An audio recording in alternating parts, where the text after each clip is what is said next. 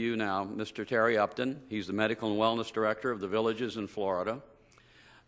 Terry has a medical background, and so he has tremendous knowledge about the efficacy of socialization as it relates to activities and what I call social confluence.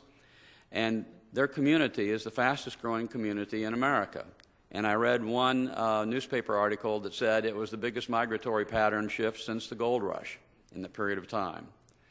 So with that being said, and having been there 7 times, and it's a mind-blowing experience to see this community, and we're going to want to know all about it, and the man to tell us all about it now, please welcome Mr. Terry Upton.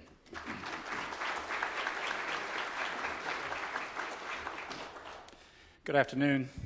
Thank you, Bill, and thank you for the invitation to speak to this group today on my employer for the past 10 years, the Villages, and the community that we serve.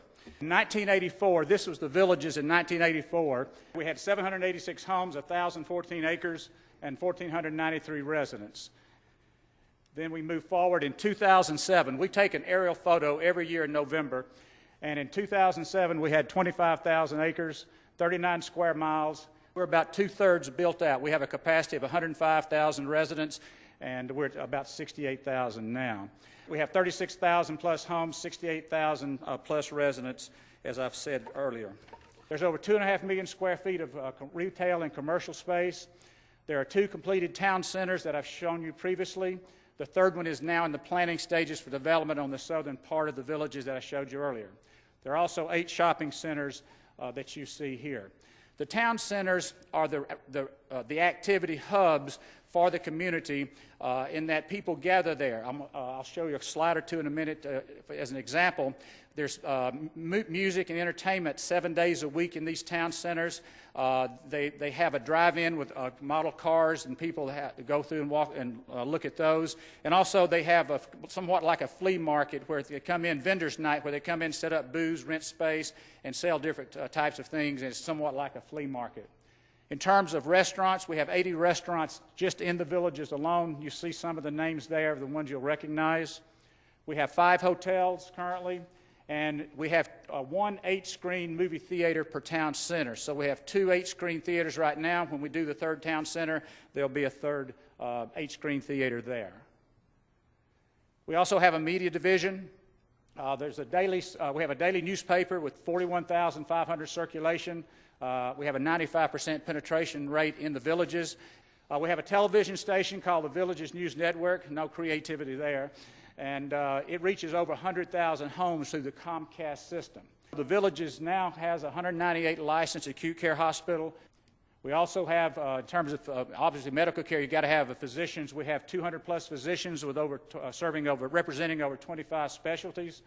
We have 278,000 square feet of medical office space. And we have 15 pharmacies in the Villages, in the grocery stores, Walgreens, CVS, and Walmart. We have senior living facilities. A couple of people have asked us about this. Right across the road from the hospital, currently, Brookdale has a 32-unit assisted living and a 15-unit Alzheimer's facility. And they just broke ground, or now they're pouring the foundations last week for a 250-unit independent living facility and a 60-bed skilled nursing facility. Currently, on churches, there are 8 churches currently in the Villages and several within 1 mile outside the Villages. Here's St. Timothy's Catholic Church right here, and this is the Episcopal Church. We have a school system, and we have the Villages charter school system. We have 4 school buildings from pre-K through grade 12, 2,000 students needing 300 employees to serve them. Here's a picture of the high school, just to give you an idea. Now, what this emphasis of this symposium is about is active lifestyle and recreation. We like to say that in the Villages you can live a millionaire's lifestyle on a retirement budget. You may have seen that theme sometime in the past. Some of the major activities that make our community so attractive, we have 9 championship golf courses, 225 holes, this is currently, and 24 executive courses with 216 holes. At build-out, we will have 12 championship courses. We'll have 35 executive courses totaling 621 holes of golf. Obviously, this is our big draw, as you might imagine. Tennis, currently we have 45 hard courts and 10 soft courts.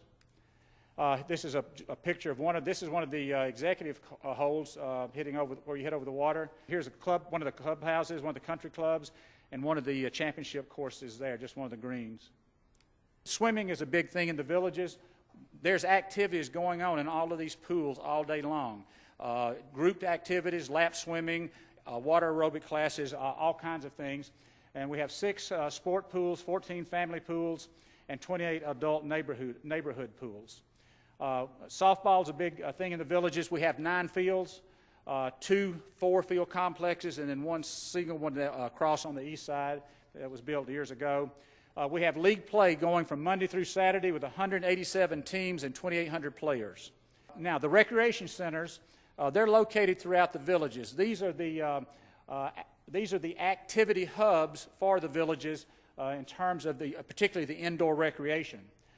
There are 7 regional recreation centers, one of which is the Savannah Center that has an 800-seat performing arts theater, as well as capacity for a 500-person seated dinner, and it has a lot of major events there. We also have 17 village recreation centers and then 25 neighborhood rec centers.